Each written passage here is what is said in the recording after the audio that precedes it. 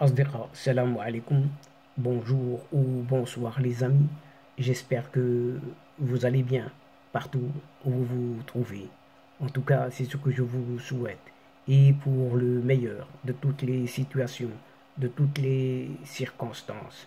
Bienvenue sur votre chaîne Bled Maralibia qui attend comme toujours vos encouragements. Merci pour vos gentils commentaires, pour vos précieux conseils, ainsi que pour vos compliments. Mais abonnez-vous pour rester tout simplement très informé des dernières nouvelles de votre chaîne. الأصدقاء نتمنى تكونوا بخير وعلى خير أينما كنتم. أهلا وسهلا بكم ومرحبا بكم في قناتكم. Cette séquence vidéo vous propose la présente chronique qui évoque encore une fois cette Algérie dite nouvelle qui est devenue un terrain non de compétition sportive mais d'un autre jeu, un jeu sexuel, surtout de ses dirigeants du sport français. Et oui, il y a du sport, mais un autre sport, un autre genre de sport. Auditionné par l'Assemblée nationale française dans le cadre de la commission d'enquête sur les défaillances des fédérations sportives, un journaliste d'investigation a dénoncé les dérives sexuelles des dirigeants de certaines fédérations qui profitent de leur présence dans des pays, dont l'Algérie en particulier, pour s'adonner à la débauche en toute quiétude. En effet, un certain Romain Molina, retenez bien ce nom, journaliste, conférencier et écrivain, ayant publié 7 ouvrages ainsi que des enquêtes pour le New York Times, CNN, BBC ou encore Le Temps, a été auditionné pas plus tard que ce jeudi 20 juillet dernier par l'Assemblée nationale française dans le cadre de la commission d'enquête sur les défaillances des fédérations sportives.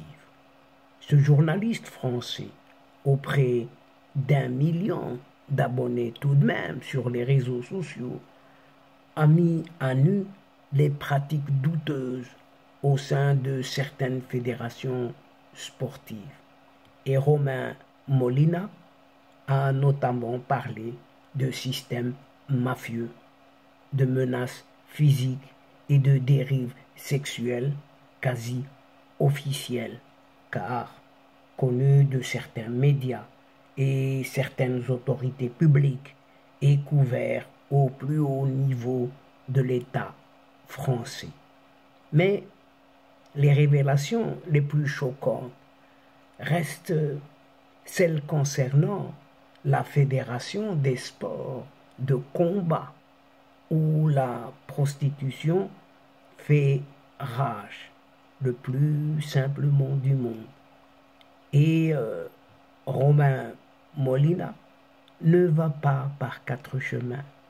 Il a expliqué que les dirigeants de la dite fédération s'adonnent, écoutez bien, à des partouzes. Vous entendez bien, à des partouzes. Dès qu'ils sont en Algérie, en Azerbaïdjan ou encore en Thaïlande.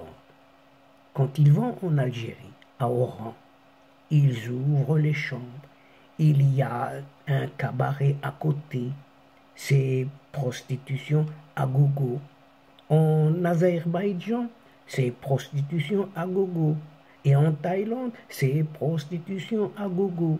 Et ils ne cessent de répéter cela. Et cette fédération, si elle n'a pas de...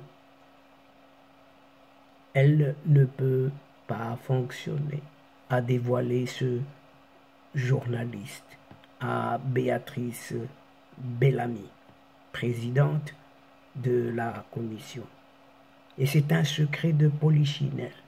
L'Algérie est un bordel à ciel ouvert.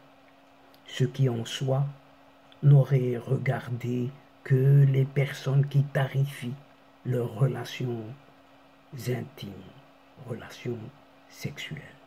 Mais le hic, le grand hic, c'est que le régime d'Alger et ses relais médiatiques ont fait de la prostitution l'un des angles d'attaque de prédilection contre un certain pays d'à côté, le Maroc. Comme dit un proverbe, bien de chez nous, le chameau ne voit pas sa propre bosse, il ne voit que la bosse de son frère. En matière de prostitution, ce n'est pas une bosse qui se dresse sur le dos de cette Algérie, mais une colline, un gratte-ciel, le mont Everest, quoi. Vous en voulez la preuve?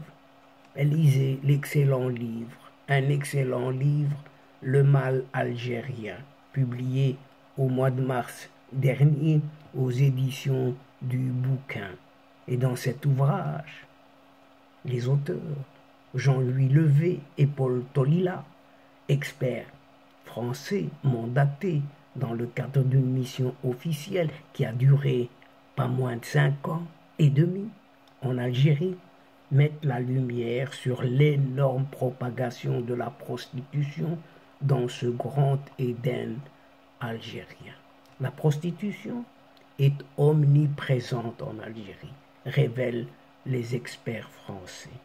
Elle fleurit dans des stations balnéaires comme Tichy, région de Béjaïa, mais également dans les métropoles et villes de taille moyenne comme Alger, Oran, Béjaïa, Annaba, Tlemcen, Sétif, Bourges, Haririj, etc., etc. Et Jean-Louis Levé et Paul Tolila avancent le chiffre affolant, écoutez bien, de plus de 4 millions de personnes vivant de la prostitution en Algérie. Ils écrivent à ce sujet, on ouvre et on ferme les guillemets, en 2007, un rapport de l'Institut de sondage algérien, Abassa, spécialisé dans les enquêtes sociales, rapportait l'existence d'environ 1,2 million de prostituées clandestines en Algérie.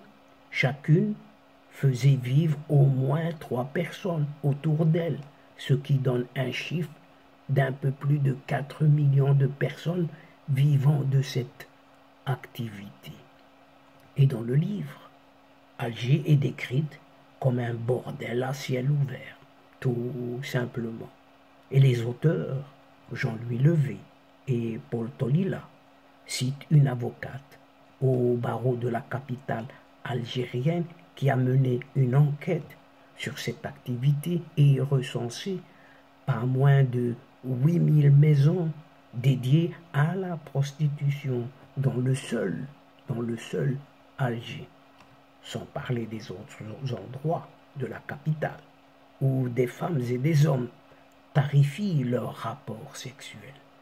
Rues, garages, carcasses de véhicules, gourbies, petits appartements, villas, hôtels de passe, etc., etc. Et on en passe.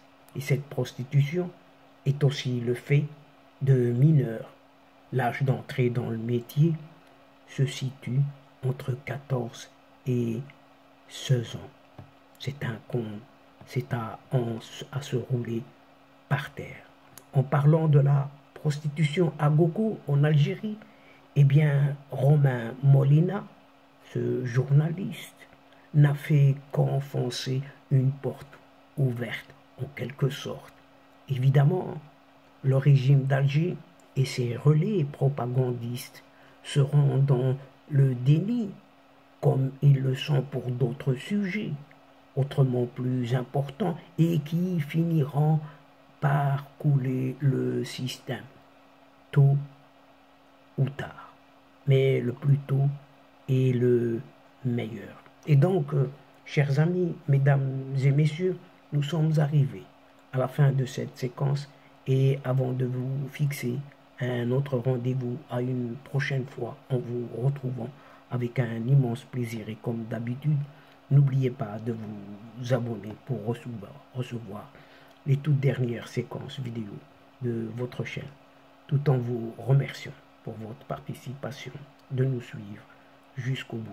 Et n'oubliez pas de partager partout où vous êtes et où vous pouvez le faire tout simplement. الأصدقاء وصلنا إلى نهاية هذه الحلقة وقبل موعد آخر للمرة القادمة إن شاء الله لا تنسوا الاشتراك لتصلكم الفيديوهات أخرى ونشكركم كثير الشكر على متابعتكم وعلى مشاركتكم. L'instant, le moment est juste arrivé pour vous dire au revoir les amis et à la prochaine fois, Inch'Allah. الأصدقاء السلام عليكم ورحمة الله وبركاته مع السلامة.